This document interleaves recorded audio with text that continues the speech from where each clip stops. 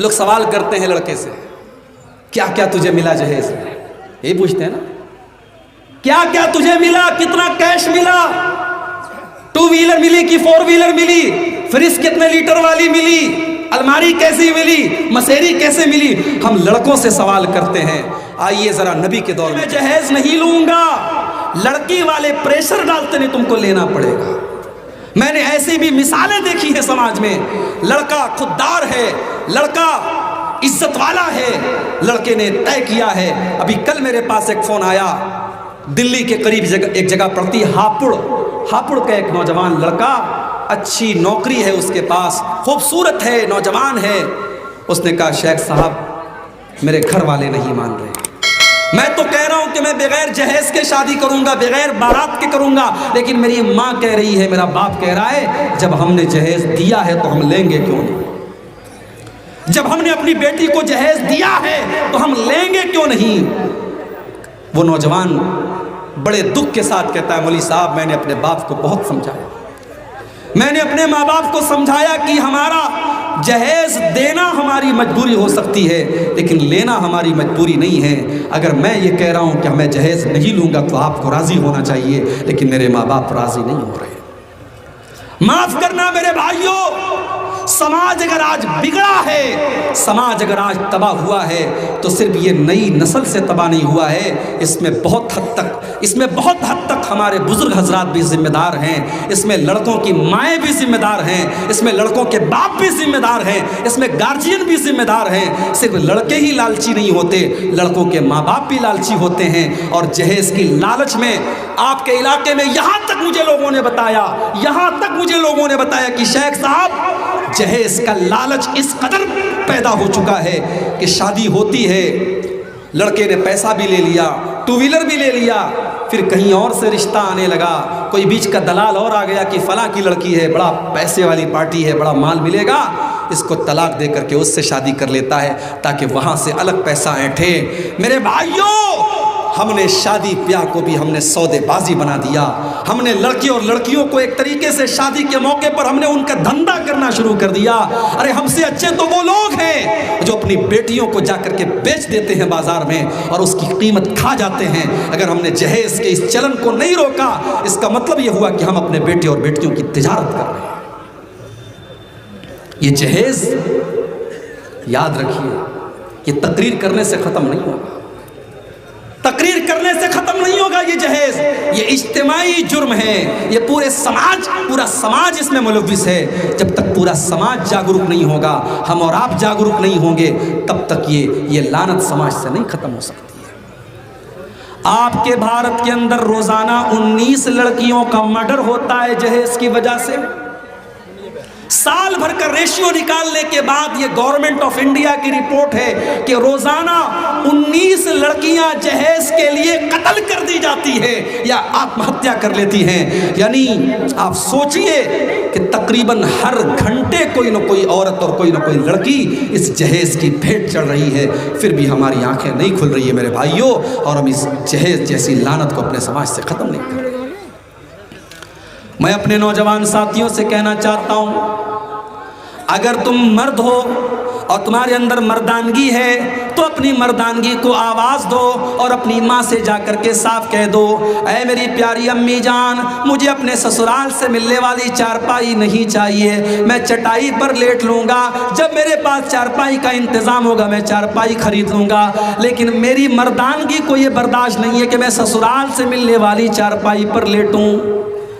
میں چھوٹی موٹی الماری خرید کر کے اپنی بیوی کو دے دوں گا، لیکن سسرال سے الماری کے انتظار میں نہیں رہوں گا، میں اپنی سسرال سے ملنے والی فریز کا ٹھنڈا پانی نہیں پیوں گا، میں گھڑے کا پانی پی کر کے صبر کر لوں گا، جب میرے پاس طاقت ہوگی میں فریز خرید لوں گا، مگر میں اپنے سسر کی دی ہوئی ریفریجریٹر اور فریز کا انتظار نہیں کروں گا۔ یہ غیرت اور خودداری پیدا کرو میرے نوجوان ساتھیوں، اور اگر یہ خودداری اور غیرت مر چکی ہے تو مارکیٹ میں جاؤ اور چوڑی خرید کے 2-4 چوڑیاں تم پہنو۔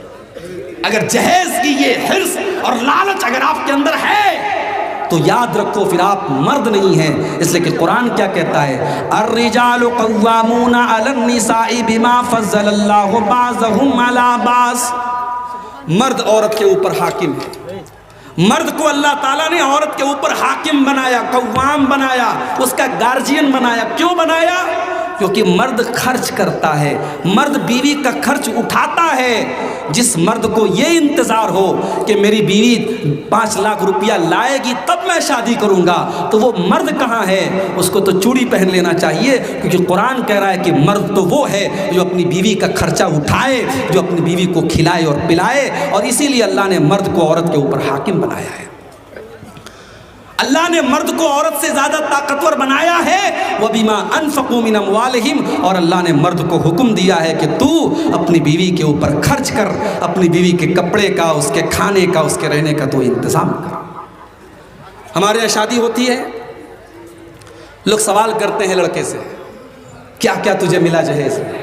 یہ پوچھتے ہیں نا، کیا کیا تجھے ملا، کتنا کیش ملا، 2 ویلر ملی کہ 4 ویلر ملی، فریج کتنے لیٹر والی ملی، الماری کیسی ملی، مسیری کیسے ملی؟ ہم لڑکوں سے سوال کرتے ہیں۔ آئیے ذرا نبی کے دور میں چلتے ہیں۔ اللہ کے نبی کے ایک صحابی عبد الرحمن ابن عوف رضی اللہ تعالیٰ عنہ مدینہ پہنچتے ہیں ہجرت کر کے، بالکل کنگال ہیں، خالی ہاتھ ہیں، ایک پیسہ بھی ان کی جیب میں نہیں ہے۔ اللہ کے نبی اپنے صحابہ کا بھائی چارہ کرتے ہیں، مکہ کے مہاجروں کا مدینہ کے انصاریوں کے ساتھ آپ بھائی چارہ کرتے ہیں۔ ہم تو اپنے سگے بھائی کی جائیداد اور اس کی پراپرٹی پر قبضہ کرنا چاہتے ہیں۔ ایک ایک فٹ زمین کے لیے، ایک ایک انچ زمین کے لیے بھائی بھائی میں مقدمہ چلتا ہے ہمارے یہاں۔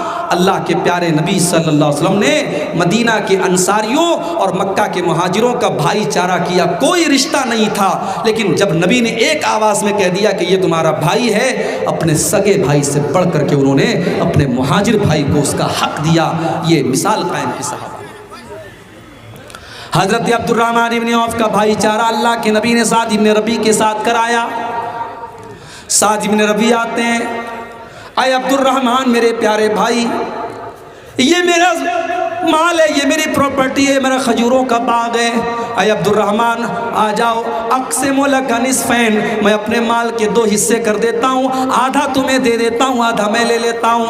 اے عبد الرحمن تم اس شہر میں نئے آئے ہو، تمہاری شادی ہونا بھی مشکل ہے، تمہیں رشتہ ملنا بھی مشکل ہے، تمہارے پاس روپیہ پیسہ کا انتظام نہیں ہے۔ اے عبد الرحمن میری 4 بیویاں ہیں، تم کسی بیوی کو دیکھ لو، اگر وہ تمہیں پسند آ جائے میں طلاق دے دیتا ہوں، عدت گزارنے کے بعد میری بیوی تم سے نکاح کر لے گی، تمہارا گھر بھی بس جائے گا، میں گھر بھی دے دیتا ہوں، زمین جائیداد بھی دے دیتا ہوں، پراپرٹی بھی دے دیتا ہوں، اور میں تمہاری شادی کا انتظام بھی کر دیتا ہوں۔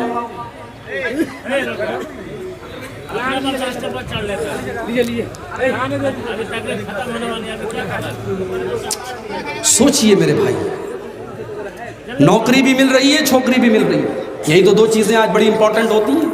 گھر بھی بس رہا ہے، زمین جائیداد بھی مل رہی ہے، لیکن عبد الرحمن ابن عوف بڑے خوددار آدمی تھے، انہوں نے کہا بارک اللہ لک فی اہلک و مالک۔ ارے یار اس کو پہلے کہہ دو، کیوں بار بار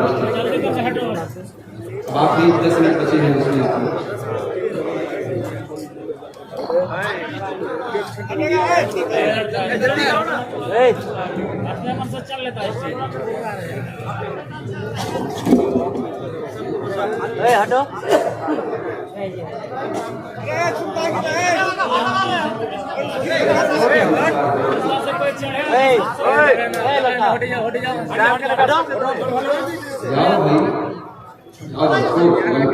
چھوڑ دو۔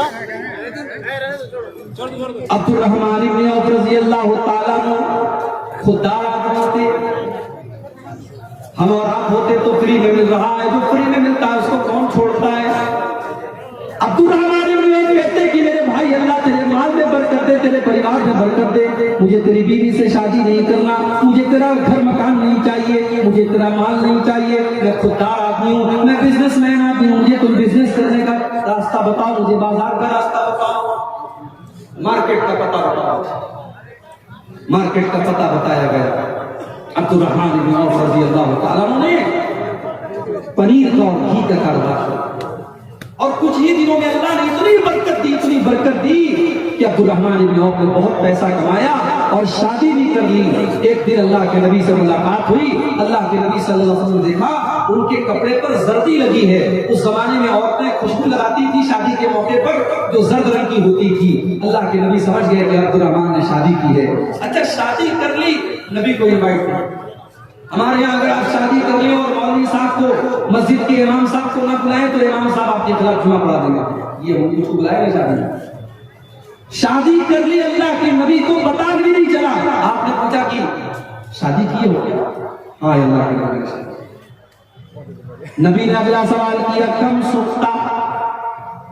غور کرو, اللہ کے نبی نے یہ نہیں پوچھا کہ اے عبد الرحمن تم کو جہیز میں کیا کیا ملا. آپ نے پوچھا کم سکتا, تم نے اپنی بیوی کو مہر میں کیا دیا, مہر میں تم نے کیا دیا. کہا اے اللہ کے نبی زینت نوات من ذهب, میں نے سونے کی کھجور کی گٹھلی کے برابر میں نے سونا اپنی بیوی کو دیا ہے. اللہ کے نبی سمجھ گئے کہ عبد الرحمن نے پیسہ کمایا ہے. آپ نے فرمایا اولم ولو بشاتک, اے عبد الرحمن تم جلدی سے ولیمہ کر کے ہم کو دعوت کھلاؤ. اگر بکری کا ولیمہ کر سکتے ہو تو بکری کا ولیمہ کرو. ہمارے یہاں ولیمہ میں بھی بڑی فضول ترقی ہوتی ہے. جو بڑے بڑے کروڑ پتی لوگ ہیں, پورے علاقے کے بڑے بڑے چودھری اور بڑے بڑے پردھان اور بڑے بڑے نیتاؤں کو بلاتے ہیں. ان کے پڑوس میں غریب آدمی ہیں, اس غریب کو وہ نہیں بلاتے ہیں, اور پورے گاؤں کے بڑے بڑے کروڑ پتیوں کو بلاتے ہیں. میرے پیارے بھائیوں, اللہ کے نبی نے اس کو سب سے برا ولیمہ کہا ہے. شر الطعام طعام الولیمہ. اللہ کے نبی فرماتے ہیں سب سے برا کھانا اس ولیمہ کا کھانا ہے جہاں غریبوں کو چھوڑ دیا جائے اور امیروں کو بلایا جائے. اگر آپ کے رشتہ داروں میں, آپ کے خاندان میں, آپ کے اڑوس پڑوس میں اگر غریب لوگ بھی ہیں تو آپ جب ولیمہ کی دعوت کریں تو ان کو کھلائیں اور ایک حساب سے آپ ولیمہ کریں. ضروری نہیں ہے کہ آپ, ابھی میں کشمیر گیا تھا پچھلے سال, کشمیر میں لوگوں نے مجھے بتایا کہ شادی کے موقع پر 17 ٹائپ کے 18 ٹائپ کے وہاں شادی کے موقع پر گوشت ہوتے ہیں. 18 طریقے کے الگ الگ. آپ کے تو سیمانچل میں تو گوشت کا مطلب صرف گوشت ہوتا ہے, اس میں مرچا ڈال دیا, مسالہ ڈال دیا, تیل ڈال دیا, ڈھیر سارا جھوٹ ڈال دیا, ہو گیا گوشت ہو گیا. ہمارے یہاں تو قیمہ نہیں ہے, کباب نہیں ہے, کوفتہ نہیں ہے, لیکن کشمیر میں 18 ٹائپ کے گوشت ملتے ہیں. حیدرآباد میں